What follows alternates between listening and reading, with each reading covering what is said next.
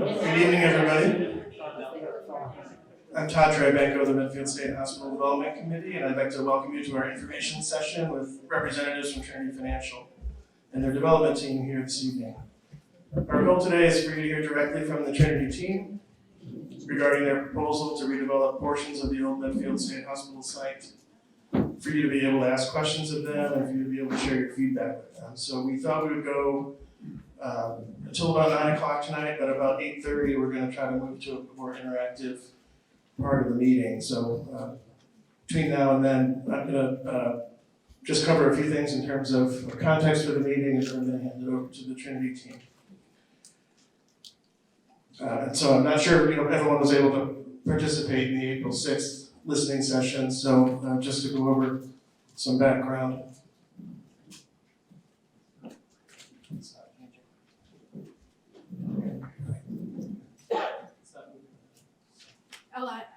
Just 1 second, I'll move it.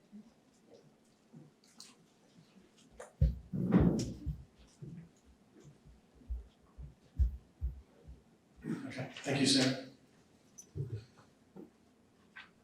So the Medfield State Hospital was established in 1892 and was closed in 2003 by the Commonwealth.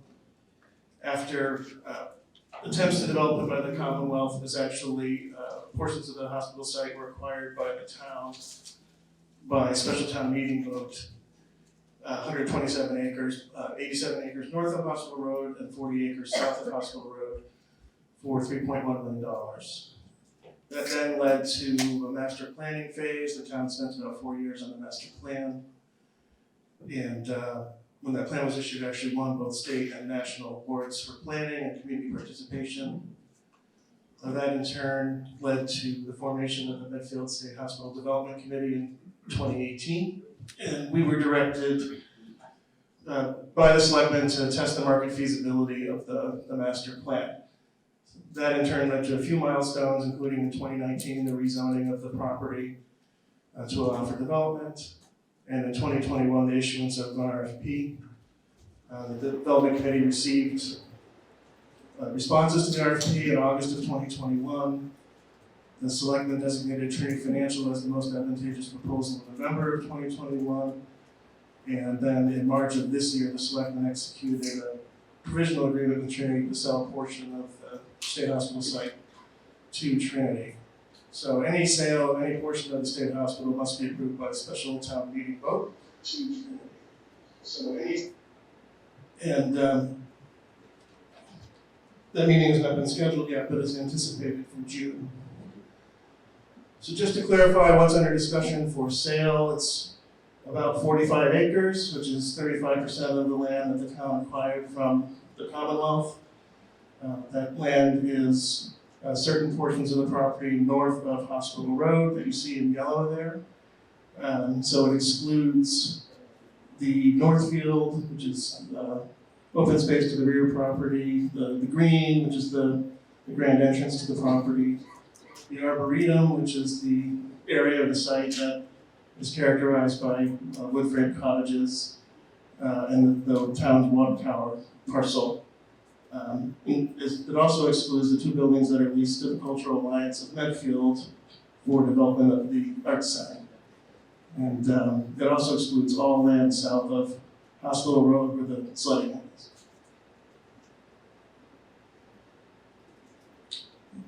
So just a couple of quick highlights of why the Development Committee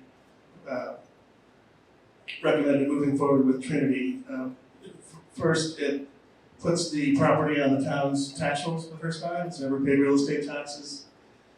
And this will be done with no cash outlay by the town. The proposal is to include all the development costs in the project itself. So there's no tax increase proposed or any cash investment proposed by the town. Trinity is proposing to pay the town to make a $2 million initial payment, which under the agreement with the state needs to be shared with the state. And then once it's built, the current estimate is property tax revenues of approximately $716,000 a year will be generated after paying for all the costs associated with the site related to schools, police, fire, etc. So it would take 3 to 4 years to recover the $4.5 million that the town has spent on the hospital, which would include the $3.1 million acquisition price and the $1.4 million that the town has spent to maintain the property and consultants and attorneys since that time. Trinity is also proposing to reimburse the town up to $525,000 for costs that the town incurs to monitor construction and sort of work with Trinity on the project until it's completed. Another benefit is it resolves the environmental and physical conditions of the buildings. The buildings that are being sold are the red brick buildings that are boarded up and just like other buildings of their vintage, have lead-based paint and asbestos and other issues like that. The proposal would add housing that's consistent with the town's objectives in both the master plan, and the housing production plan, and it would leave the open space open and owned by the town going forward.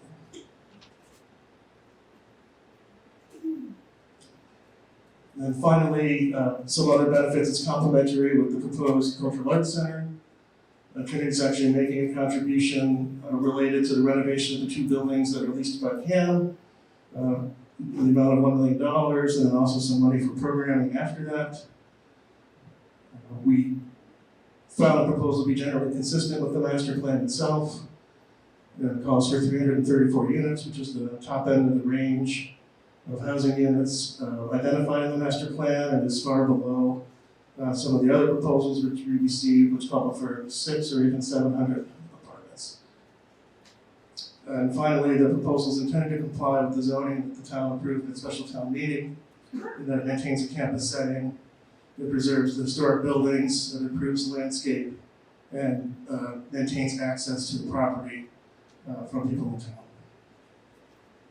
So with that, I'd like to hand it over to Abby Goldenfarb from Trinity Financial. Good evening. Thank you so much for joining us. My name is Abby Goldenfarb. I am a Vice President of Development at Trinity Financial, and I just wanted to introduce our team. First, we have in green Amanda Alberta, who's a project manager at Trinity. We also have on Zoom my colleague Kevin McCarthy, who is our Design and Construction Vice President.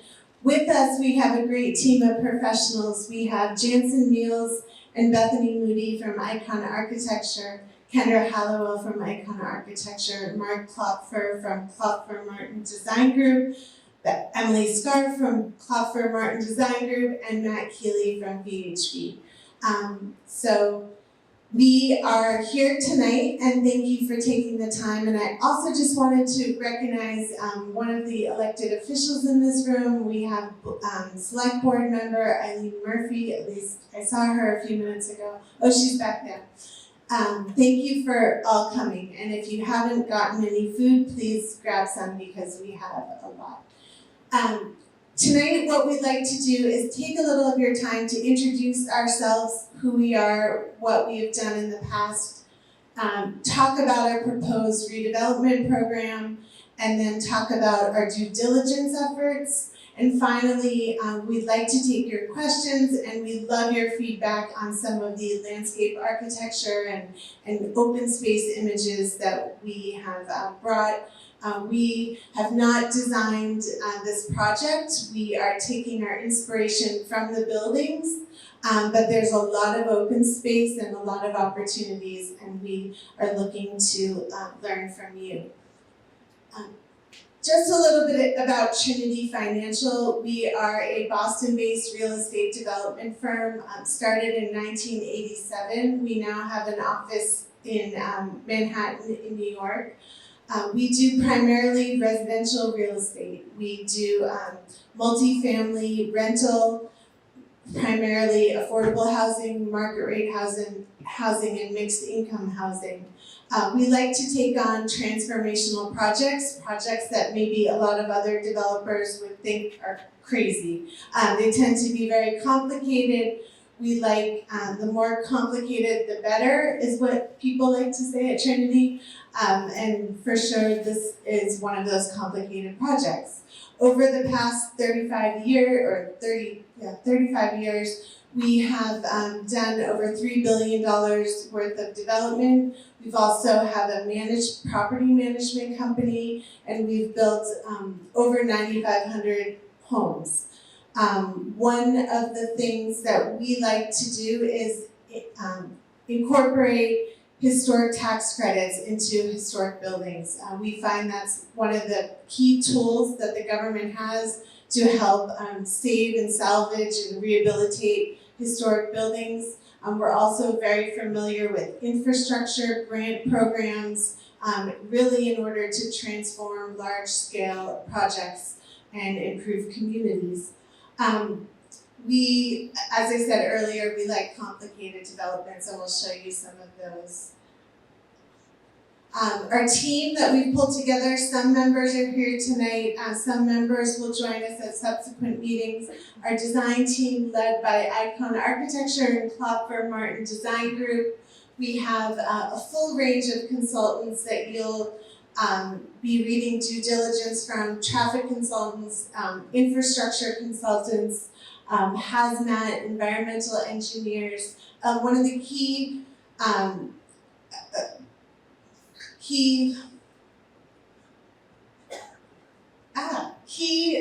moments is that, or key things is that we've worked with this team for many years. We've done multiple projects with them. For many years, I only did projects with Icon Architecture and love them. So they're well versed in the type of buildings that you see up at Medfield State Hospital. Yes? You have a handout of this? We will be posting this on the town's website, but we didn't print out this entire thing, but we will be posting it. We're going to talk a little about some of the developments that we think are relevant to Medfield State Hospital. This is the former Boston Specialty Rehab Hospital in Mattapan, the Mattapan neighborhood of Boston. This was owned by the Boston Public Health Commission, and we took it on when it was in really rough shape. We rehabbed it into 332 apartments. It took 5 phases to redo this. It involved historic rehab and also new construction as well. And Kevin McCarthy, who's joining us on Zoom, was the lead in that project, really focused on the campus setting. And one of the key components of it was working really closely with the neighborhood. The neighborhood surrounded the development and was key and instrumental in how the project eventually looked. One of the first developments I worked on was on the Appleton Mills, which was in Lowell, Massachusetts. We created 130 units of affordable housing for artists here. At some of our very first community meetings, we heard from the Lowell artists that they were being pushed out of the community by market rate condominiums, and that we really ought to focus on the artists and keeping them in Lowell. When we came to this building, basically you could stand on the ground floor and touch the ceiling because it had collapsed. I remember I was pregnant at the time with my first child, and I remember standing in there thinking, I shouldn't be in this building. Like, no one should be in this building. So that was our team in there. And this was really a building where it was questionable whether there was enough historic fabric to save the buildings. And we had to get an opinion from Mass Historic Commission and the National Park Service, Department of the Interior, to indeed confirm that there was enough building left that we could use historic tax credits to help finance its rehabilitation. You'll see on the left some of the wide open spaces that were in the initial buildings.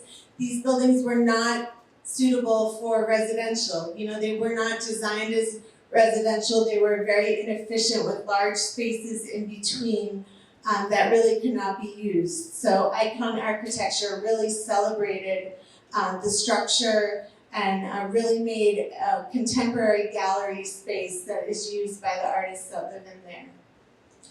So here's some more pictures of it.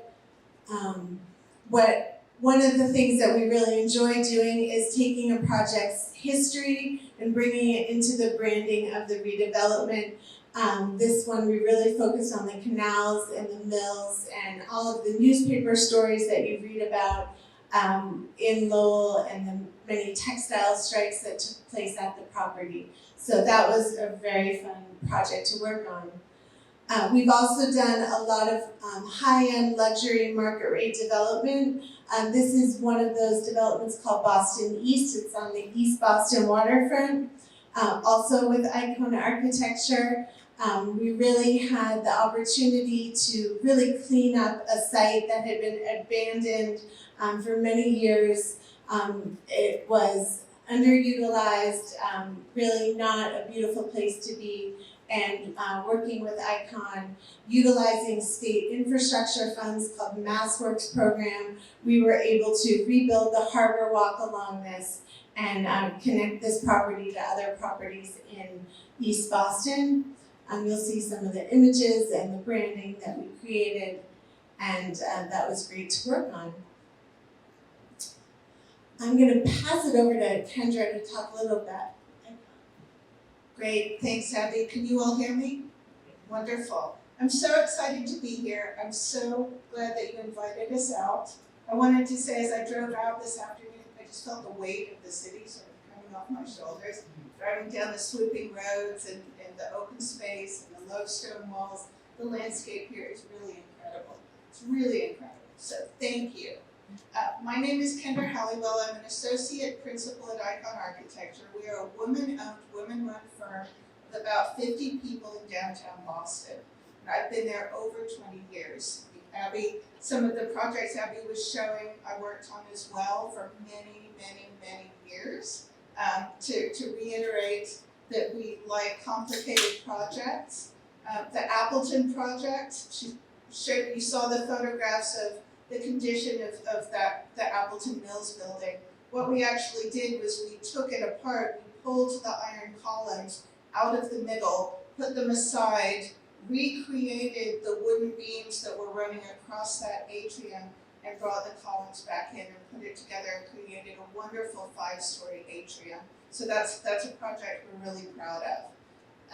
Another one, Boston East, also was incredibly complicated. Before the project even really got started, there was a long-term permitting process where we did a land swap for different types of zoned properties in order to get the buildable land so that we could build this building. So you name it, we've done it, right? So a few of the projects that Icon has done that I thought would be interesting to share with you are here on the screen. These are all historic tax credit projects, and they are all adaptive reuse. The middle building in the middle on the bottom, the white building there is in Boston near Nubian Square. That building has a structural marble skin. It's one of, I think, 2 buildings in the city are like that, and it was in incredibly bad condition. We worked with a sculptor out of California to rebuild the details on that building in order to bring it back. The previous owner had gone in and cut out structure while the building was occupied. We just won a Somnus Award for the Fitchburg City Hall that's here on the lower left. We're very pleased with that one. And another one that we recently finished with Trinity that Bethany worked on is the Arlington Mill, which is here in the top center. And that's how many units, Bethany? 102. 102. So Icon Architecture, we've built over 20,000 new homes for people in Massachusetts over the last 20 plus years. And we're really excited to be here to help you look at reusing this incredible campus. I'm going to pass this over here to Mark to talk about Klubfer Martin's work. Thanks, Kendra.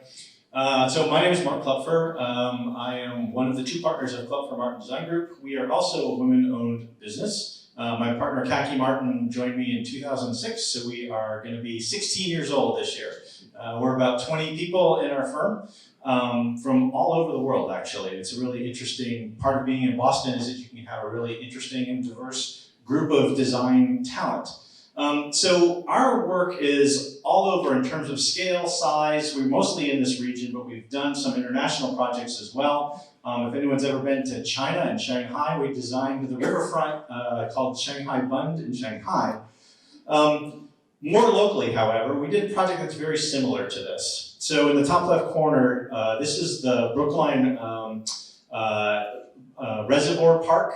And it was similar in that it was an MWRA reservoir that was decommissioned, and the town of Brookline bought it. And they redeveloped housing on the other side of the street that paid for this park to be made. And then we came in as a 10-acre site, and we converted it from being a reservoir to actually having a soccer field on its lowest level, and then used the embankments of the reservoir to be spectator seating. You sort of get a sense of that here. It also had a historic gatehouse as part of it, which was on the National Register, and we built a new contemporary comfort station. So if you've never been to this park, it's kind of tucked away on Fisher Hill, right off of Route 9. It's a really interesting place. It was a really wonderful project for us to work on. So as landscape architects, we do a whole range of things. So also shown here is a playground that we did in Somerville. We do a fair amount of those. This is a nature center that we did out in Boylston for a woman who's become quite a patron of open space. She'll buy really large tracts of land, mostly that are adjacent to conservation land, and will open it to the public. And here we worked with architects to do a visitor center, and then worked with her to do the trail system. And we also do a fair amount of multifamily housing, the landscape components of that as well. But what we're really excited about here is that you have a really beautiful landscape on a really important historic site, and that's what we find really exciting about this project. Thank you.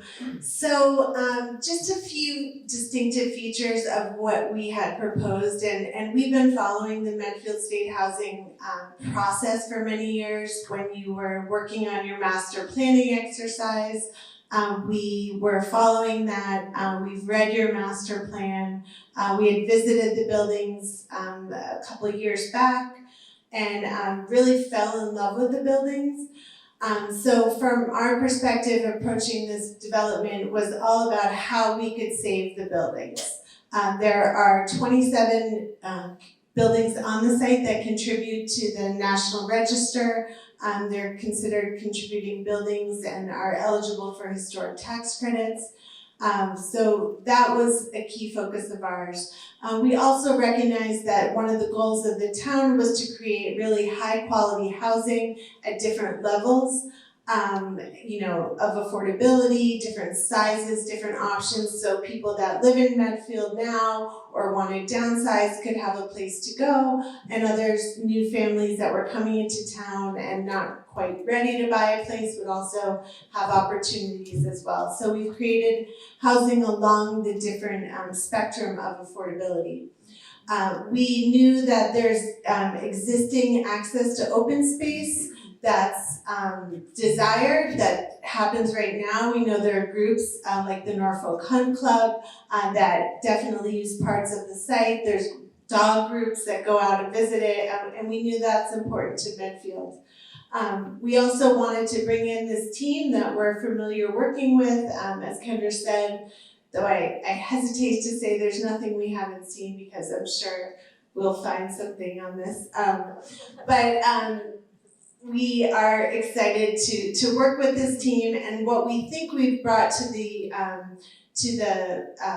conversation is an understanding of what are the complexities that face this site. We recognize it will need new utilities. We recognize that the buildings will need major renovation and remediation, and we bring that level of experience to the project.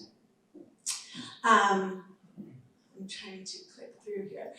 What our proposal does is create 334 apartment homes at at market rate and affordable levels. 75% of the project will be market rate apartments and 25% will be affordable. We are supporting and in full favor of the Cultural Alliance of Medfield and what they are doing with the Belforge Art Center on site. So we've been working with them, and part of our plan is to contribute to that center. We want to create an opportunity for the public to continue to enjoy the development, and that's a key part of why we're bringing folks here tonight. We want to hear from you as to what's important to you.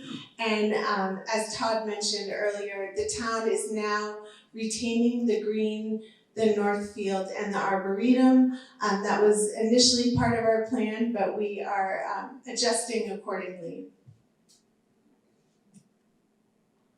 I'm going to turn it back to Kendra. Thanks, Abby. So there's this fabulous overhead view of the campus. You can see the core of the park. I call it a park. It feels like a park when you're out there. As Abby noted, there are 27 buildings that we're looking at. We've had the team out several times to look at the site, look at the buildings. Let's go to the next slide. Starting. Great. So we're here to talk to you to hear about what you want to see of this campus and of this site in the future. But we're starting by looking at the buildings and assessing their condition.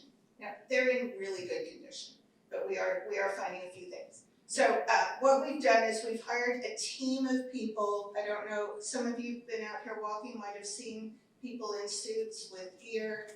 They've gone into all of the buildings with their gear, and they've done point cloud measurements. So they've walked through and set up a stake with a camera on it that looks all the way around it and takes point measurements of everything. So that's what you're seeing here at the lower left. That's a plan of a building showing a floor level. So it's taking measurements of everything. I think it impressed us when we heard him say there in each building, let's say on average, there are 16 million point measurements. Right? So that's a lot of information. And I think that it's also all put together into a 3D campus of the point clouds as well. So this is a reference for us, and the town has this information as well. You could go into it using a software, and you can go look at it in more detail. So we've got that as a reference, as well as actual three-dimensional Revit drawings, which is the tool that architects use to do the further work. So we're a good, huge step ahead by having this incredible team that has provided this information. So these are a couple of the images that they've provided. I think that dark image right there on top shows what it looks like when you're in the point cloud and you can sort of look around. It's like Google Earth in black and white inside a building. You can go from point to point and look around. In the areas where the floors were in bad condition, or they weren't able to get into a space because the door was locked or something was blocking it, then they didn't measure those areas, so everyone stayed safe. Great, so I've got a couple of slides here that talk about our preservation approach. These are not big buildings, much as that Appleton building. That building was huge, it was 100 feet deep, so we had to figure out what to do with all this square footage. In this case, these buildings are fairly slender, so we are looking at trying to minimize extra corridors, right? It's not a big building, there's no atrium here. We're really trying to minimize common space and look for opportunities for people to have doors straight into an apartment or home. So what you're seeing here are just a couple of examples of some of the building footprints. There are a lot of the buildings mirror, so we've just sort of looked at some of those typicals. And what we're looking at is where are the front steps. How does someone come into a building? Picking an example here. For example, on buildings 3 and 11, you might come in the front steps and into a central hall, and then go into the separate homes off that space. So we're not adding doors on the outside of the buildings. From the outside, we want it to look like how it looks now, but better. So that's sort of the design exercise that we've been going through. So we've circled here in blue some of these outdoor porches that we want to use, and then we're paying attention to places where there might be, I think in some cases there might be a door added But we're doing this working with the historic consultant who has worked on these sorts of buildings quite a bit. And there's a lot of conversation. It's meticulous back and forth with the historic consultants. Thanks. Oh, go back one more. Thanks. So this shows sort of how we're looking at breaking up the building a little further, where there's an opportunity off a porch to have 3 doors into 3 homes. We're doing that again so that we don't have a lot of common space. Next slide.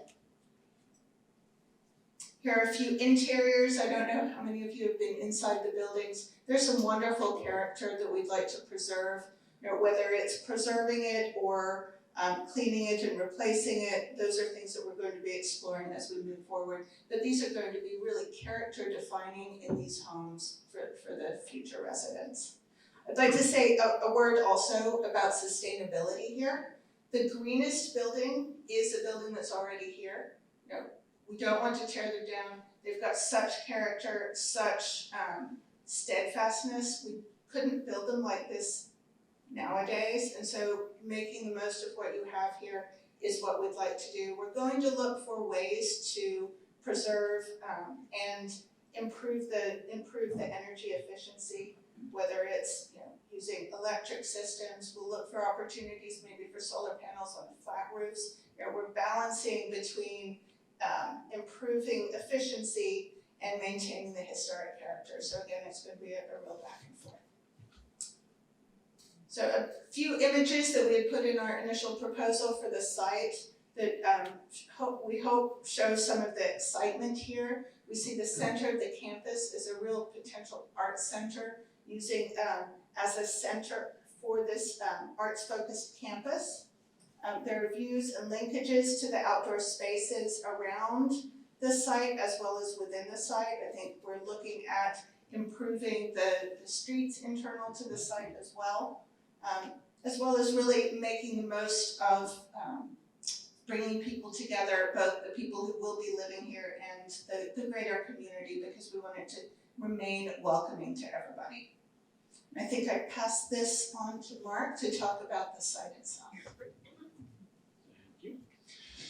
Yeah, so as you all know, having been out on the site, I'm sure, there's some really wonderful trees on this site. Many of them probably date back to when this campus was originally designed and built in the 1890s. So of course we're interested in keeping ones that are healthy, intact. The ones that aren't looking so good need to be replaced. And thinking about what is the landscape character, something that's really important. Abby mentioned the Department of Interior, the National Park Service has guidelines for buildings, historic buildings. They also have guidelines for landscapes. And that's something that I'm familiar with from my past life before I started KMDG. And I think that's the lens that we look at historic landscapes through. So there's some really wonderful spaces here on this campus that we're trying to accentuate and sort of reinvigorate in some ways. So the entrance drive is really important, the original entrance drive, how one arrives here, where one arrives, how the spaces are framed. So these front trees along this southern edge of the campus are really important as a frame. And then the buildings themselves start to have set up as a hierarchy between where the administration buildings were, where the sort of chapel town hall space was, and how that becomes part of the art campus. The larger buildings in the center have a different sort of character to them, both in terms of architecture and in terms of the landscape. The back field there in the south becomes much more quad-like with the removal of some of the more recent buildings in that location. And then having the sort of individual dormitory buildings frame that space really start to accentuate what really is the summit of a hill, right? It falls off in all directions when you're there. So the original planners made this campus sit on the very top of the hill. And then the buildings reinforce that and the streets reinforce it. So one of the things we'll be working with Matt in VHB, who we work with all the time, and everything from campuses to hospital projects we worked on, is how to make these streets serve the contemporary needs. So when this was a small campus and there were very few vehicles on it, it's going to be different than how it is in the future when lots of people are living here in homes. But we want to keep the dimension of those streets and the character of those streets intact. because that's part of the landscape character. So that's one of the questions about how transportation is going to work here. So this starts to get to that. We have one of the things that we found really interesting about this campus is the way that there's sort of a loop that goes on the outside of these buildings. And we see that as the major way that cars will move in the future, and trying to keep the inner zone just a pedestrian street because of the scale of those streets. So it's much like it is today. Like we were out there this afternoon, just like every time we've been out here before, there's lots of people out walking their dogs. You can tell that there are some people who are clockwise people and some people who are counterclockwise people. We know who you are out there. And that is going to be retained as part of the really important part of what this landscape feels like to be on this campus. And you can also see from the key that we're talking about one-way and two-way circulation. That's something that Matt is going to investigate with us as this project goes ahead further. So on the side view, you start to see some of the images that we brought in the proposal stage to this project. And these are projects from all around the world. Actually, up there in the top left is the PepsiCo World Headquarters in Purchase, New York. What is possibly interesting and how that can be compared to this project? Well, you'll see that there's this drive that goes around that. If anyone's ever been to PepsiCo, it actually is a corporate headquarters, but also is a really beautiful sculpture park that's open to the public. If you ever find yourself in Purchase, New York, go check it out. One of the things that's really interesting about it is that all of the parking, when you look at it, you don't really see parking.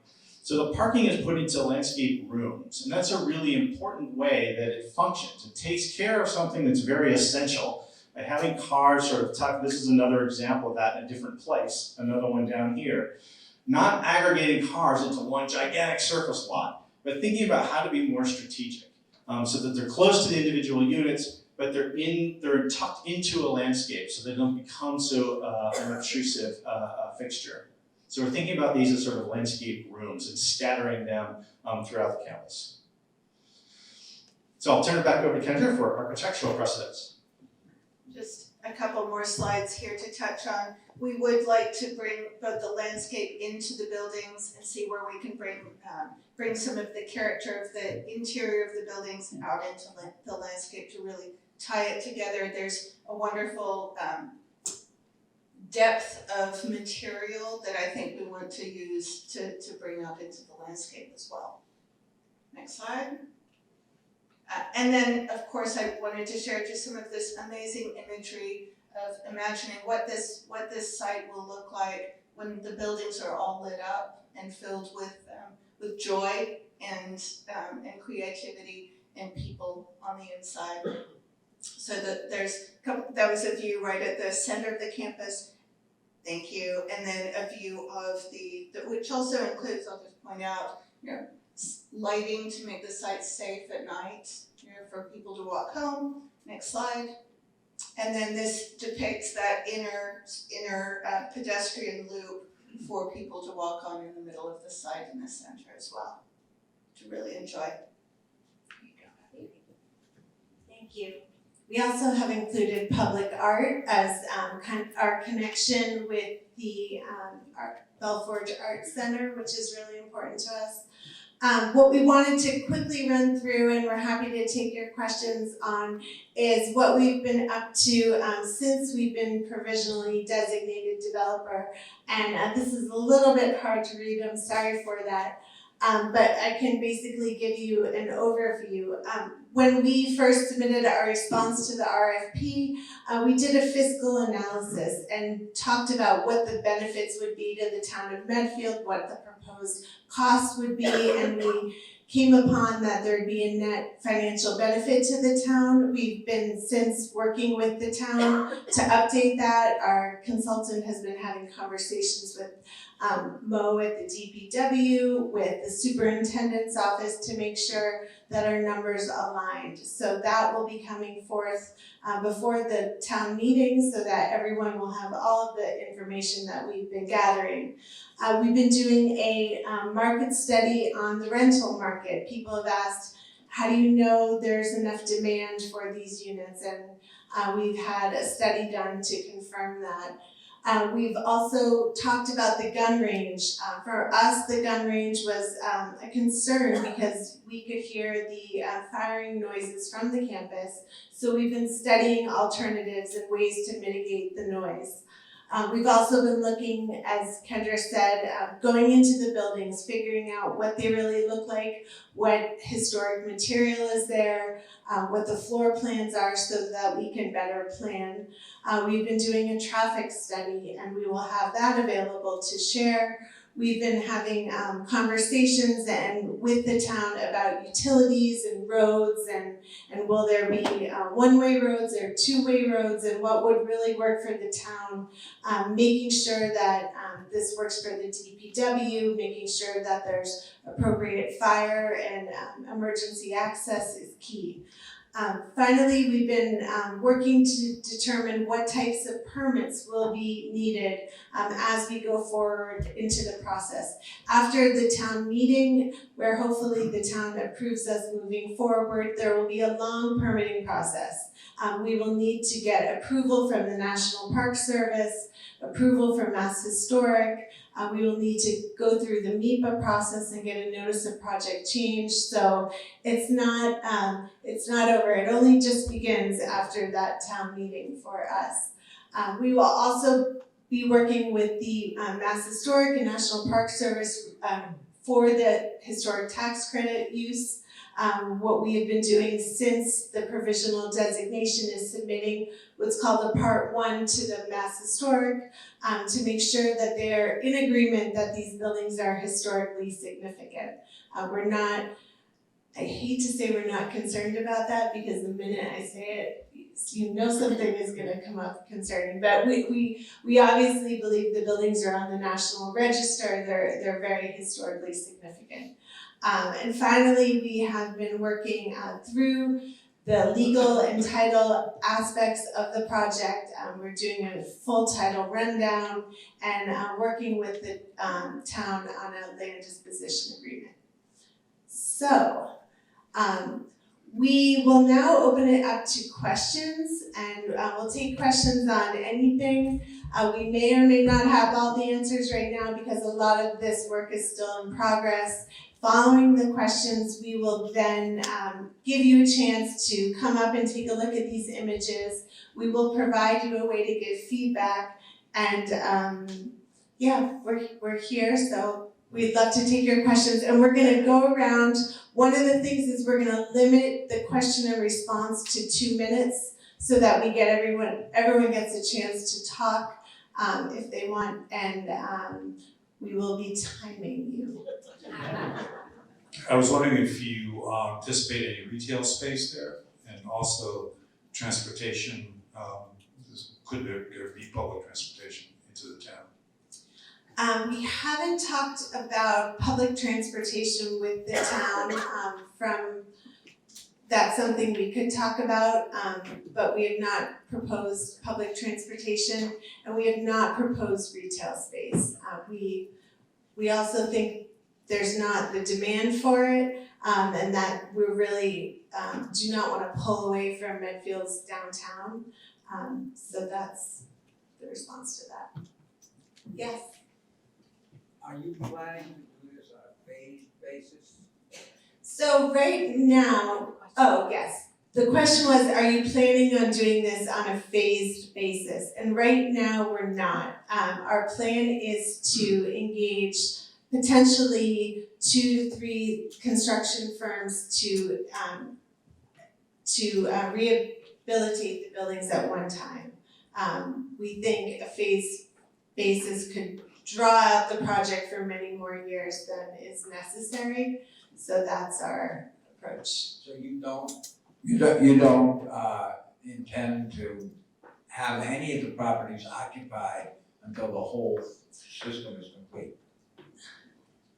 I wouldn't say that. I mean, ideally, if there is a way to occupy some of the buildings earlier, but we would still need to make sure there were safe access roads and things like that, but that's not our intention. But again, we're just starting to get into the planning of this right now. You talked about a rentals, but I didn't hear you talk about ownership.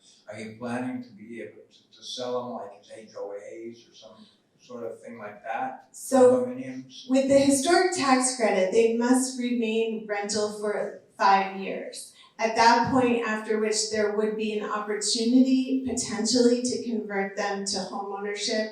That's not something we typically do as a company, but it is a potential way to go in the future.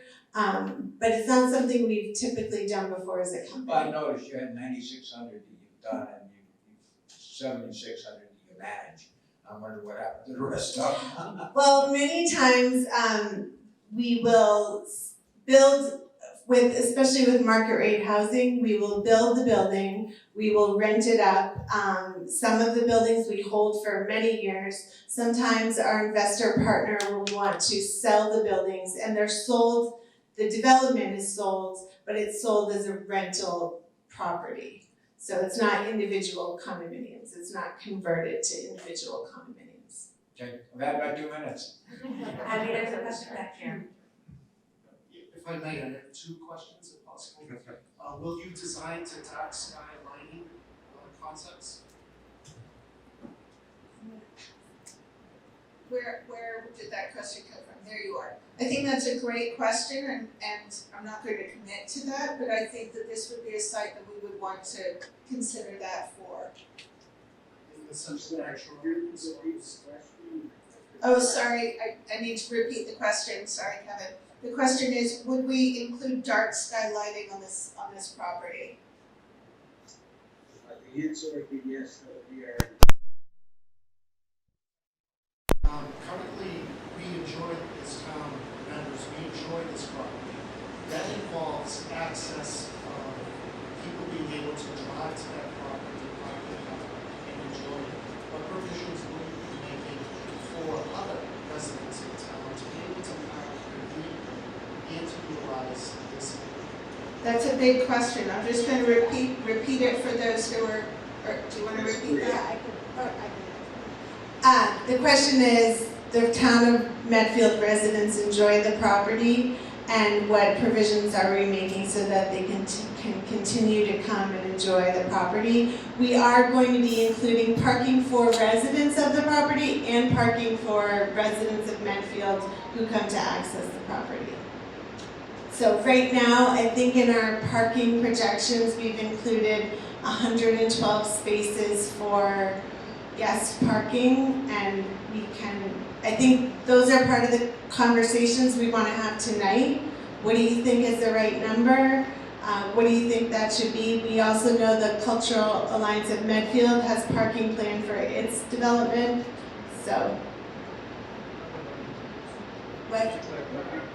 Also, a lot of the. To say that the intention with all of Trinity's development is to become part of the community. Everyone is always welcome to come visit around our properties anytime. Okay, so my colleague on Zoom wanted me to say that all of our properties are intended to become part of the community. We're not putting a gate at the front saying don't come in. These will be public roads. As Todd mentioned earlier, many of the large swaths of open space will be retained by the town. We just had a conversation earlier today with the Norfolk Hunt Club, who educated us on what that is and their needs to access the town, and we think that's incredible. The fact that we were in a meeting learning about hounds and hunt club, I could not even imagine that would be my day, but it was a great part of it. So we want to know what's important to you, what parts of the town are important. I think we might also want to know, where do you think that you described it as convenient parking for visitors? I think one of the things we're going to want to ask of you all is, where do you want that access? How do you want to use the land? And so those are things that maybe we can have, looking at the site plan together. Abby, there's a couple of questions via Zoom. Do you mind if I read them to you? Sure. Okay. When the Trinity facility is fully built out, how much money does Medfield expect to collect in property and other taxes per year? What is the expected cost to the town for plowing streets, educating the expected number of children, providing additional programs for senior citizens, etc.? Okay, so these are the figures that we presented in our proposal, and a couple things have changed since then. By the time, before the town meeting, we will have an updated version of this, but we proposed, given the 334 units, the unit mix that was initially proposed, there would be over $1 million in property taxes and $160,000 in vehicle excise taxes for total revenues of $1.2 million annually. Annual expenses of $485,000 for net revenue, tax revenue of $716,000. Since we initially proposed our development, we've gotten some feedback on the proposed unit mix. We've added more 3-bedroom units in response to guidelines so that all of the units could be considered for the town's subsidized housing inventory. So these numbers have changed a bit. We've also been engaging with the Department of Public Works. We've been engaging with the superintendent to really firm up the numbers on schools. And we now know that we've reached agreement with the superintendent on those proposed school numbers. So we are updating this, but this is kind of what we proposed initially. Any more questions in the room? The unit mix. I can go to the unit mix, yeah. I've got a question On this. Yeah. Do you plan to segregate housing such that you have over 50 and We have not planned to as a company, we mix in the affordable units with the market rate units. They all have the same level of finishes. Those are all mixed into the property. So like in a normal town, a regular city or you don't know what your neighbor's income is. So that would be the same here. I wasn't said from that standpoint, I was talking about Age. We have not proposed at this point in time age-restricted housing in a certain section of the property.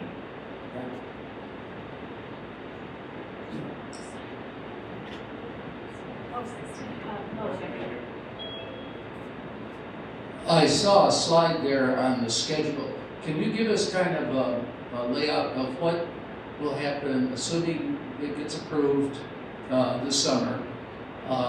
What would be the sequence over, until we reach a point where people actually start occupying the property? Yes. So the schedule assumes a town meeting vote in June. At that point, we would really start to dig into the design and permitting. It will take a lot of work and many months to get these buildings or to get our plans ready for a contractor to come in and to read. We will be working on pulling together our financing, finding an investor partner, finding a lender. We will also be going through a significant community process and public permitting process. So that all will lead up to a construction commencement in March of 2024. Now, that is hopefully the outside date. We'd love to start construction by the end of 2023. But as Kendra said, there's a lot of work to be done, designing of utilities, designing of roads and infrastructure, also planning out the proper remediation and how that will work. So there's a lot of work to be done following a town meeting.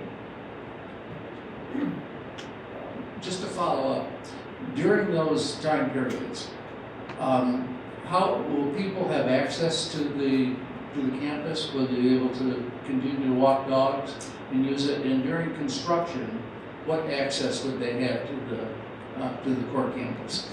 Sure. So during the, what we propose is that during the permitting and all of that, we will not own the property. Trinity will not, the town will not sell the property to Trinity until we have all of our, have dotted all of our i's and crossed our t's. So there's no chance that the town sells the property to Trinity and it sits there for years. So the property will be owned by the town still. So we would anticipate, and I need Todd to confirm that the access would remain as it is today. Once construction commences, Trinity will turn it over to Kevin, and you'll have Kevin's cell phone number if you need to walk your dog. But it is our understanding safety is the most important component of this redevelopment. We'll maintain as much access to the site as possible, but obviously want to keep folks and their pets and children away from any significant construction. I could add a little commentary to that. During construction, I'll repeat what he has to say. I don't think people can hear you, Kevin. Okay. That's fair, because I can't hear them either. During construction, the construction zone will be fenced off and not accessible to dog walkers. However, if you looked at that earlier slide, that is just the middle acreage. There's still plenty of wide open space all around the outside of what we are redeveloping. Will not be impacted by construction. So he's saying that during construction, we will be creating a fenced-off area around the buildings, and there will be still open space accessible. I think it's just a matter of the streets and kind of managing construction. But we've fortunately worked on many complicated projects where we've allowed access during construction and are recognize that it's important to the community, the spirit of the community, to be able to access the site.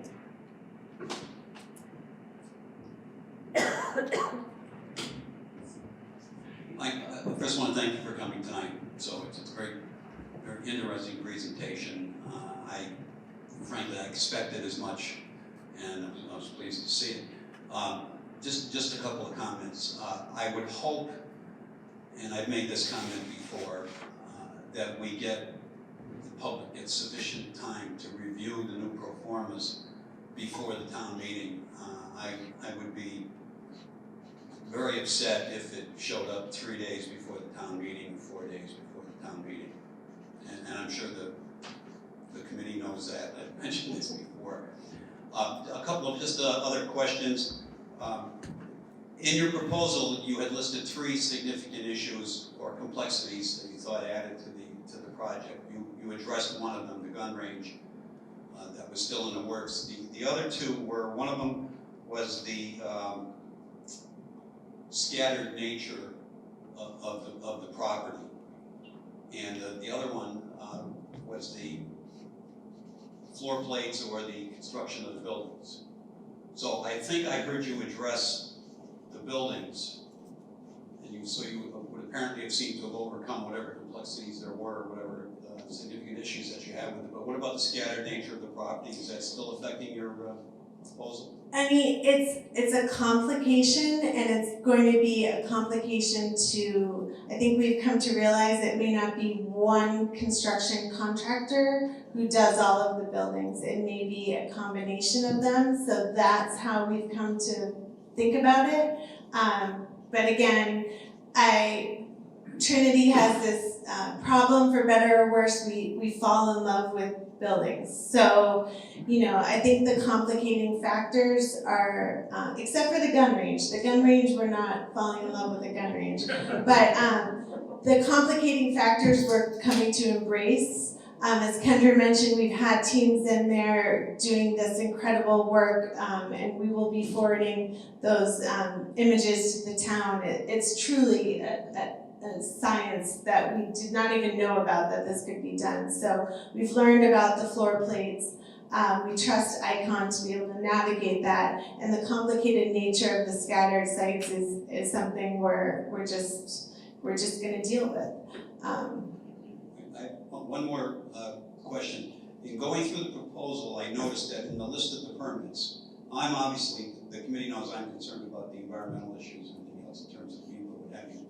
But I saw a list of elevator permit, but when I looked at the preliminary plans for the buildings, I saw no elevators. And so is there a plan to have elevators in the buildings? Great question. There are just a couple of buildings that have existing elevator cores in them, and I think we would like to look at reusing those. You know, because of the pitched roofs on most of these buildings, we'd rather not add an elevator in such a small floor plane. So we're looking at either small sort of flat apartments where we have stairs that are accessible inside. Another thing that we're looking at is duplexing units, right? So where you have a building that's 2 stories, you can potentially make an apartment or home that is 2 stories within that, again, working within the limitations of what the historic consultant advises. So we are going to look at the most, where there are elevator cores that we can reuse. I don't remember the building numbers that have those right this minute, but we want to reuse those. I think there's one in the center of campus and maybe in building 7, maybe 13 as well. 13 as well, yeah. So one last question. Wait a minute. If you want to ride home, you'll look. So she's been putting up with my questions on the hospital for 13 years, so she's entitled to. Your use of space, you were not planning to use, at least in your proposal, the attics or the basements. Has there been any change in that? Yes, a little bit there, and I was thinking I meant to fill you in on one other aspect. I called the structural engineer on my way up here this morning to ask him for an update on his structural report. We've asked Susa True to look at 6 buildings, I think the biggest ones on campus, to really get to the meat of it. So he's looking at those. Some of the structural concerns are in the valleys of the roofs. Right, that's sort of, there's been some deterioration there, so he's putting those reports together now.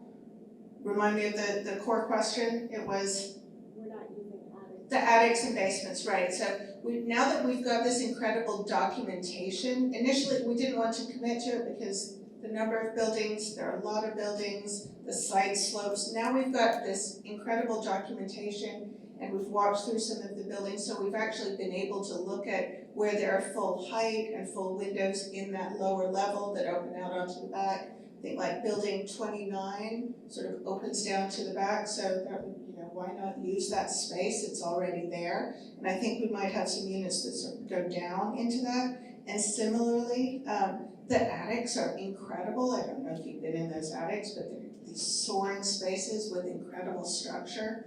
The challenge there is there's this incredible structure and incredible square footage and height and scale, but there's not a lot of windows up there. If we weren't following the historic tax credit, guidelines, we'd put a bunch of dormers up there, get a lot more square footage up there, but we're not doing that. We're looking at where there are windows up there, and these buildings, when you look up and you see a window, those are the places where we're looking at popping up into those to take that over as residential square footage. Not new units, but expanding the existing. Right, so that means if there's an attic with a nice window up there, then that second floor apartment might have a bedroom on that upper floor. So we're not overloading these buildings. We're also probably thinking about using some of that attic space for mechanical. We're going to have to figure out where mechanicals aren't pretty, but that's going to be a big part of what we need to figure out where that stuff goes. So that might be an opportunity for that space. Does that answer your question? Next question here, with regard to over 55, with respect to many residents living here for many years and enjoying this property, would you consider a section for over 55? And will that be back in conversation? We can consider it. We haven't considered it to this point, so I don't have the answer for you, but it's something we can take a look at. And that, I guess my question to you is the interest there is having a part of the site that's restricted to people over 55. You're interested in specific buildings being over 55, restricted, age restricted? I don't know, maybe a section, maybe a building, but consideration to the people who have been here for many years to have that option. Yeah, we will put that down and get back to you. Yes. Hi. My understanding is that the number of units, I think, is 334 units. Correct. And that they'll all be rental, and I think the town gets credit for those as being low income. So Correct. if you sell the units in 5 years, 10 years, does the town lose those credits, or do we maintain them? I don't have the answer to that, but we can come back. Okay. The zoning requires a regulatory agreement, so it will stay with the property. The unit, no, sorry. The unit, is this on? No. Sorry. Depending on what would happen, the units would retain, the affordable units would remain affordable in perpetuity. And if the other units, the market rate units, were to be sold, then those would not be part of the subsidized housing inventory, to clarify.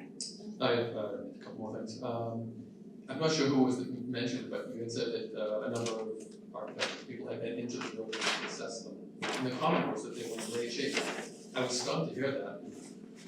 Maybe they're in better shape than we think, because right now. I was also surprised to hear that too, because some of the, Kendra's seen, as we said, she was in this building that had collapsed upon itself. Compared to that building, these units have 4 walls and a roof, these buildings, so that's. Relatively Right, yeah, there are parts of those buildings people could not access because of water damage, because of mold, because of asbestos. So we have not been in every inch of those buildings, and My comment goes to your due diligence and the condition of the buildings and how much work there is to be done. And are there any surprises? You know, and like Bob was saying, we don't want to hear a week beforehand, there's going to be change for some reason. But be that as it may, I guess we'll find out. My last comment is, on the graph that you've got up there right now, it shows a little parking lot next to the water tower. yes. I assume that that's not really going to be there, because we're maintaining the. So what we are proposing is a parking lot so our general plan with parking was to create parking close to the buildings. So if people rented an apartment, they would not have to walk across campus to get to their car every day. We are proposing putting a parking lot in that water tower area and are in discussions with the town about that. Because that's not part of the dispositions. Bad. That's my impression. Can I just ask why? There are houses that are nearby, and I just spoke to someone who lives there. The thinking is, oh geez, there's gonna be a parking lot, there's lights there. Is the light gonna be, shining over towards my property? It's just the fact that it is town-owned property, so I hadn't thought that there would be parking there. So I was That surprised. came in I was surprised to see. Q&A as well, so just about that parking lot. So anything that's on the Q&A that we don't actually get to, we will make part of the record as well. So I just want to put that in the record. Sir, you have had more than your 2 minutes. I'm gonna pass it on to someone else first. Thanks for coming. I really appreciate everything you've done, and so the unofficial historian for the hospital. I just want to place a bookmark for the landscape architect that I think there should be some small corner that is dedicated to, as a memorial to the over 100,000 people that came through this hospital and benefited in their mental health and wellness. And that was men, women, and children. I don't think it needs to be a dark memorial, I think it could be something uplifting. The original trustees and original superintendent put in writing that there would be no dark spaces at this hospital. And they actually designed the building so that one building never casts a shadow on the building behind it. And that was by design. And I think that we could maybe have some small portion that is a small sculpture or something maybe Jean helps with that is a dedication to its past use. John, thank you. I think that's a really great idea, and I know you in particular have been involved in a lot of the film production that's happened on the property, and I said earlier today, I haven't seen any of those films, and I do feel like there's an opportunity to celebrate the history of the hospital without getting into a spooky or grim, feeling, and we really have the opportunity to celebrate the wellness and spirituality and health that site has brought to people in the past. And currently, I know during the pandemic, many people went up there and walked through it, and for us, that's something to be celebrated, and it's a great idea. Oh, wow. I have a question, a comment. When we first started looking at this process, I have to admit, I'm kind of a tree hugger and, just leave it alone, it's fine. But I'm really happy where this is today. I think you guys have put a lot of thought, effort. The things you're talking about are great. And I think I'm listening tonight, and we're a little whiny as a town right now. We need to turn the frown upside down a little bit, because this is a great opportunity. That's how I see it now. I've flipped it, okay? So what we really need to do is get behind this 100%, everybody, and let's move forward. The things that you're gonna do to this campus and what it brings to the town, listen, I can be the same way. What's in it for me? You know what? This overall is going to be great for the town. And I think you just have to keep the positivity going. A lot of effort's gone into it. People in this room have attended many, many meetings, and a lot of people want to see it done and get it moving. So 2 questions. The gun range, I think you're talking about the one on Route 27. But I think, is that the one? And is that used exclusively by law enforcement? From what we understand, yes. So is there an acceptable use of a gun range? Is it 0? Is it between 2 and 4 o'clock in the afternoon? I'm just trying to understand what what we need to do to get that balance to be right. Well, first of all, thank you, because we appreciate positivity. You are not a whiny town. We actually appreciate all of the words of support we've had. The gun range, from our perspective, is a problem we need to solve. We've been in conversations with the town about this. I know the opportunities are for enclosure potentially that could dampen the noise to the point where it's inaudible. So we're looking at what that would take and how that could even be done, because it is on state-owned land. So it's many conversations need to happen. We've been working together with the town on that and feel like we could see a potential solution to it. From our perspective, it's something that has to be solved, because we can't imagine doing a tour with our financial partners, people that are gonna invest millions and millions of dollars in this project, and then hearing the shooting. It's unnerving, it would be a hindrance to the success of this property. So we will ask you to get behind us once we feel like we have a solution that the town could get behind. Yeah, there's 3 people here. All together. Awesome. Thank you for the opportunity. are so many points for those of us who are paying attention to the hospital situation closely to question exactly where you stand on things. Can you go through your, at least through your response to the initial speaking up by the town of firms that would be interested? If we set out dozens of possible items for response, Trinity and Brookline were the only two to respond. No response from his offering the town $2 million and then money to a non-town entity. Can you use the microphone? We can't hear you. Closer to your mouth. Sarah, you know how to work this out? Closer to your mouth.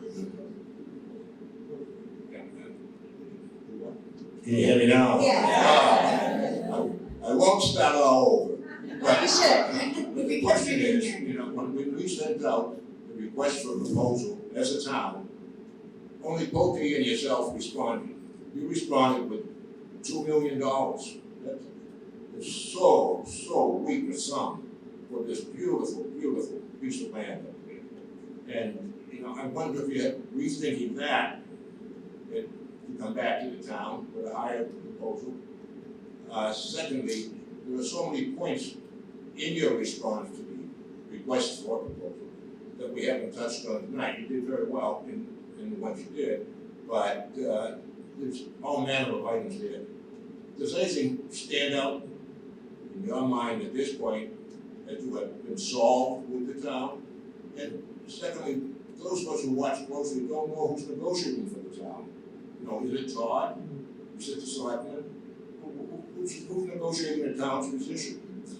I will let the town answer who's negotiating for the town, but as far as your question of is there a higher proposal, no. These buildings need a lot of attention. They are going to cost millions of dollars to restore. The public infrastructure is going to cost at least $20 to $40 million to restore. So while they are beautiful buildings, just as markers standing there, they are not habitable. They are not, nothing is brought up to code. So if the desire by the town is to save the buildings, then the proposed purchase price and all of the public infrastructure money that we're proposing is what we can offer. We are 110% committed to saving those buildings, but if the town is looking for more money, it's not going to come from our development team. You're looking at about a third of the money to be put into this development to come from tax sources, either tax credits, historical, or whatever, and then you're going to go to equity partners.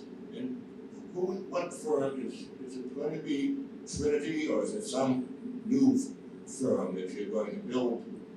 So Trinity will be the general partner of any ownership entity that owns the property, as we do with most of our historic tax credit projects. The way that historic tax credits work is that a private insurance company will pay us the money that we use to rehab the buildings, and in return they get credit on their taxes, on their tax liability. So they will have an ownership piece, but they will not be the day-to-day managing member. So when something's wrong, or you don't like that the Norfolk Hunt Club cannot get across the lawn, I'm sure I'll be the phone call that I will be getting your phone call. So we will be involved in this project from here on out. As far as your question about who is negotiating on behalf of the town, we've been working with the town planning department, the town administrator, the development committee, the board of selectmen. They've all been involved in the process. I wouldn't say there's one point person. Guess at least for the next year, if there's one point person, it might be the chair of the board of selectmen. But the point here, I think, actually, is we're relying far more heavily on the expertise of the development committee members, except for me. and the planning board to get to a reasonable agreement on all this. Clearly, before we can go anywhere, it's gonna be up to the taxpayers who show up at a special town meeting to approve this transaction.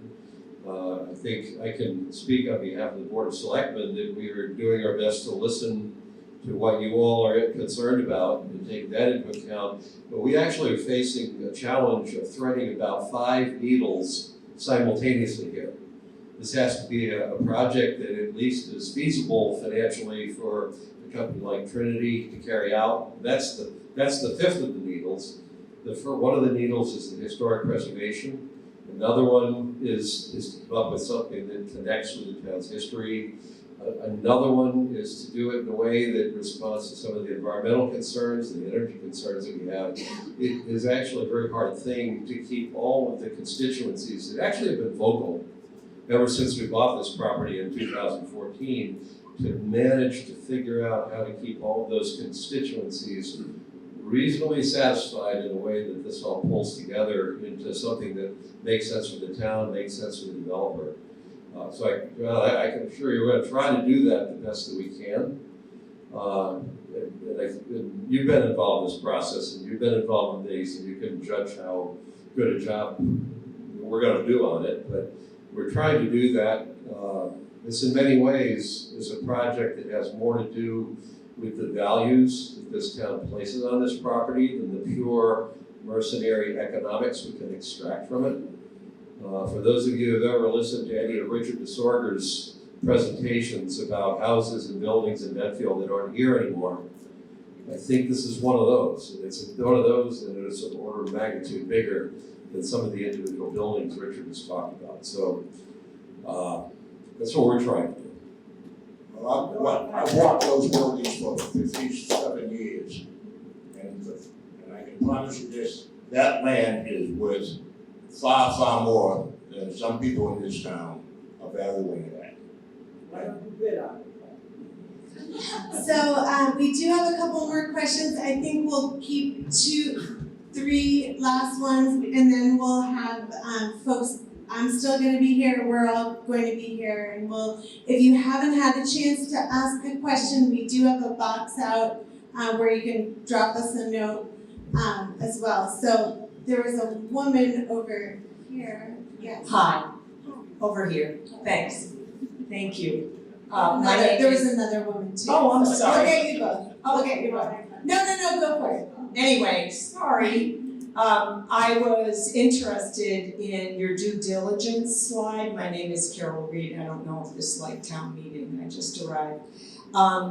It said that your water and sewer capacity study was being updated. I got a brief answer from Kevin online. I have 2 questions. In our community, I've been here 30 years, water capacity is a concern. And building here, I don't have the knowledge and background, but with the deadline being done by May 2022 and our vote in June, what organization is doing the water capacity study, and when will we be able to see that? Because we have built a lot of new places here in town. And the second question is, which I probably would find in your proposal, I apologize, is it from the Charles River Aquifer that the water will come from those wells? So the group, Thank you. You're welcome. The group that is doing the work is BHB, and I believe our civil engineer is supposed to be on the phone or on the Zoom line to answer these questions, but if he's not, Jeff Ketteritz.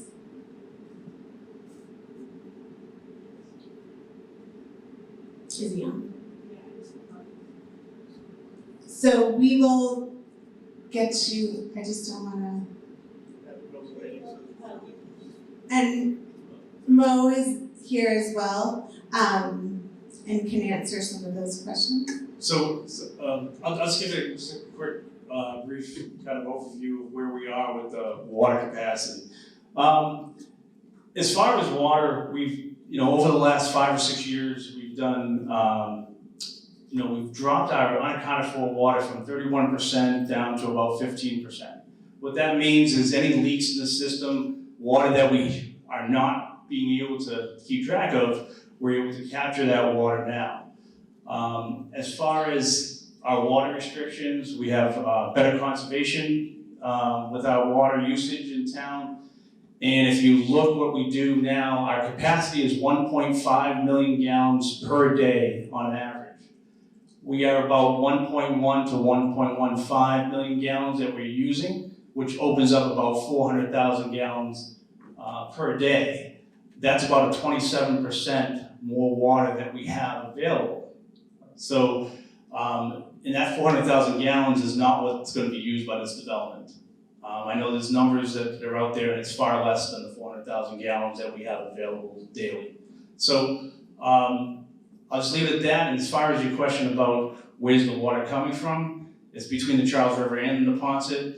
So all our wells contribute to the system. It fills our water tanks, and so there's no, even if you're closer, that water will, you may get some water from certain wells, but most of the time it's coming through the whole system. It depends on what the capacity of the storage tanks fill up, and then when water is asked for, it'll delete from the tank. So you could be getting it from either Charles or Neponset. So it's not a true dedication. Well, the Legion hasn't been finished up yet. The children's gonna be added to. You've got so much more building going on that we haven't even begun to count into what you just said. Now, and if you so well know, we were reaching out to the MWRA months ago. Right. We got problems, With the well 3, with our well 3 that we're doing a water treatment facility, that's going to give us some redundancy in our system. So we're going to have well 6, well 3, 1, 2, and 4 running. So if we have any issues with our wells, there is redundancy in the different wells. Now, our 1.51 capacity, now you talk about development, in the future, we could ask DEP to increase our capacity level depending on development. It's not a hard set number that they're never going to give us more capacity. Now, I'm not saying they will, but that's what towns. Take away what Dallas is doing, and Medway, and so everybody's using far more water. So we will have a draft copy of this report to the town within the next week, and then it's under our review right now, but we will get it to the town, and then I'm sure they will post it. Abby, this is Jeff on the line. If I could chime in just real quick, sorry for that. There's our Jeff. If helpful, just to tack on what Mo was saying, just for a high level update on the capacity. What the proposed program is anticipated to generate is about 65,000 gallons per day. Just for comparison's sake, I know Mo mentioned the 400,000 gallons. There was roughly about 114,000 gallons anticipated in the last master plan version, but understood, as folks mentioned, there have been additional developments there. But just to give some magnitude there, we're looking at about 65,000 gallons per day. Thank you. Sorry. Hi. You've kind of already answered this question, but I guess on what I think is important for me and my age, in mid-50s, is that if I own my home, I eventually want to sell it, and so I'd like to move up there, but I don't want to rent. So I really hope that there's some dedication to, after 5 years, for a certain amount of units to purchase. Because I think even seniors I don't want to, I think it's really important to have that aspect. And second of all, because I haven't really had the time, are you keeping the horseshoe? We call this, Medfield State was a horseshoe. So the inside are all the buildings, the outside were all the green, is the outside. The outside horseshoe is staying all green, correct? If you're talking, and I don't have. This particular horseshoe. Yes, that's the intent. If this is the bottom of the Yeah, that's the bottom of the horseshoe. That's the open part, right? You go. Yes, that's so right now, if you block the outside and you see it all green, other than you talked about a little parking lot, you're keeping that the way it is. Yes. However, today we did talk with the Norfolk Hunt Club about the need for a crossing of this portion of the land for their hunts. And and now we heard tonight potential parking that's more convenient, so. Yeah, we probably need like potential parking, right now people just park on the side of the road. Yeah. Okay, so you're talking maybe 20. Yes, but the primary road system is intended to stay, Okay. as. So I guess more important is that I hope there are places after 5 years or 6 years, that there are places to purchase. I think that's really important for my age group, if I want to stay here. And I would like to stay here. And I like to stay there. But I'm not gonna rent it for that. It's duly noted. I will say that, we're not ruling it out, but we've not yet, I think it's an important thing to this town. Interesting. For voting on. Okay. Yes, I'm gonna take 2 more questions. The gentleman in the back and this woman in the front. Sorry, he has the. I would have a loud enough voice even without the mic. So the master plan, the MSH Master Planning Committee, there were a number of folks here tonight that were either resource committee members or on the committee. Can they raise their hand? So I want to thank this long process that they signed up, and Bill Mazzaro is at 78 years he's been involved in this, but it feels that way. I want to thank them because I was not on that committee, but I had no life and I went to those meetings, and for 4 years that group talked about threading a needle of what looked like a ridiculous, like how are you ever going to do this? You want to preserve it, you want open space, but it has to be financially viable. And they came up with a master plan that people were saying, no one will bid on, and then I want to thank Trinity that you did. Because that work, there were dozens of meetings, lots of outreach, and I want to thank that committee for the work that they did to get us to this point, and I want to thank you for respecting that, because I think that's been the hidden fear all along. I said to Bill Mazzaro, when the zoning passed, if I was in favor of the zoning, but if we couldn't find a developer who could execute on that plan, I was going to be with him. I'm totally in favor of this. I am with the Cultural Alliance. I want to say that. I'm on the board of it, but I went through 4 years of the meeting when there was no plan for that, and I want to thank that committee. So thank you very much. And then We agree. Yeah. They deserve a round of applause. But there was a question. And the question is on the affordable housing. I know we are out of safe harbor now. And so within the town, to folks that are concerned about the development, I look at this as our best opportunity to take control again and get into safe harbor, because we're at risk right now of a number of developments being pushed on the town of Medfield that we don't control, because we're out of that 5 years. So with the new census. So is there any comment or concern or anyone else on how this contributes to that, in getting us back into safe harbor for 40B?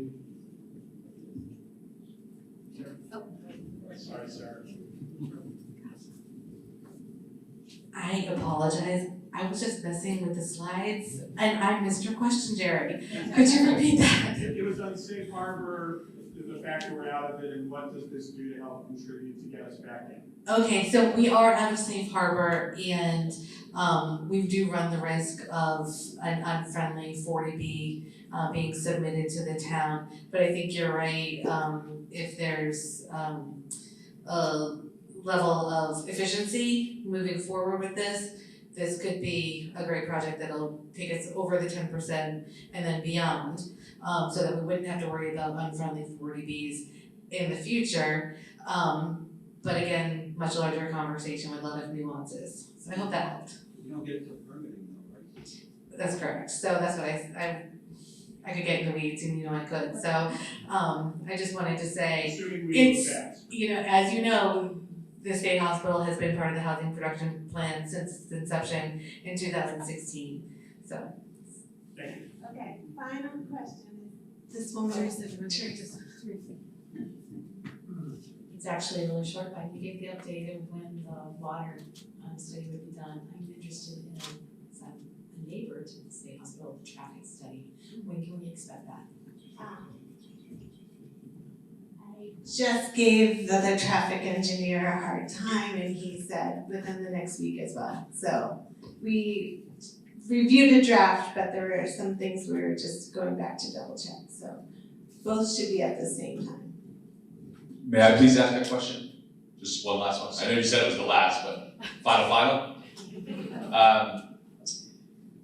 So when the construction's complete and it's time for return on, this great investment that Trinity has made, can you just share a little bit about your, financial model and what you anticipate the rental costs will be for the market rate and also the low income rate? You have any idea in those? Yeah, I do. I just have to find the slide. So we have actually, this is in our initial proposal, we looked at market rate rents starting at $1,800 for studios, which are around 500 square feet, going up to $3,100 for 3-bedroom rents. These numbers assumed that we could find a way to mitigate the noise from the gun range. When we had, those were our initial estimates based on our own market research. When we had an updated market study done, the numbers came in a bit higher as to the potential rents we could get. So these are starting at $1,950 and going up to $3,800. And again, these numbers assume we can take care of the noise from the gun range. The affordable apartments are in the 80% of area median income, and those numbers adjust every year, but starting at $1,700 and going up to $2,612. We already know from our due diligence we've done with the hazardous materials in the building, we grossly, the amount of asbestos in these buildings is significant. It will be extremely expensive to remediate. The mold that we've encountered, the costs are even higher than when we initially started. So the increase in rents is good, but it's also balanced off against the increase in costs. Can I just address the gun issue? Sure. We live in that right near the state hospital. In fact, we can walk up a little cut through and be on the property. So Chapel Hill, is that it? No, we live on the, we walk to the end of Long Road. Okay. We live on Evergreen Way. Okay. Okay, so we hear the guns on occasion. We've lived there for over 50 years. We don't feel they're a problem at all. I mean, I can see if somebody comes. Oh, yeah. Okay, if somebody were to walk through and never had heard it before, it would be upsetting. I grant you that. But living there and hearing it on and off all the time, my thought is, they're practicing again, and pretty soon it's stopped. I mean, it's not ongoing for hours. I don't find it an issue. I just asked Jim. He said he doesn't pay any attention to it. I mean, I've heard that from people. I've also heard other comments from people. From our perspective, I mean, I live in the city. I hear ambulances go by every day. My kids sleep with white noise so they don't get woken up at night. But the sound of if you're not used to it, the sound of hearing it, and it's a loud percussive noise. I don't know, maybe it's because I live in the city and I am afraid of a gunshot actually happening. We just know we've worked on developments where there are certain public infrastructure pieces with the MBTA, and we've had to hold our bankers and investors' hands and get them comfortable that that public piece of infrastructure would not, make a big noise one day if there's a fire in the central artery tunnel. So these are the things that we worry about. We don't want to spend all of this time and have it come down to the gun range that won't let us. That's the issue. Yeah, was the issue. We're gonna be honest with you. We think it's an issue. But maybe if you live there and you're used to it. Yeah. To me, it's a non-issue. So. I can understand that. There are other gun ranges, and walking walking land adjacent to microphones. Sorry. Oh, Sorry, you could have my. Yeah. Well, We can talk after. yeah, if people are worried that gunshots there, they're not gonna want to go walking. Yes, we're trying to make it so that we have taken care of all the issues so that we can build what we're planning. And for us, you know, that's something that's an unknown and we think it needs to be solved. If that's just our experience, it will be a problem. So we are going to wrap it up. If anyone has any other questions, we're here.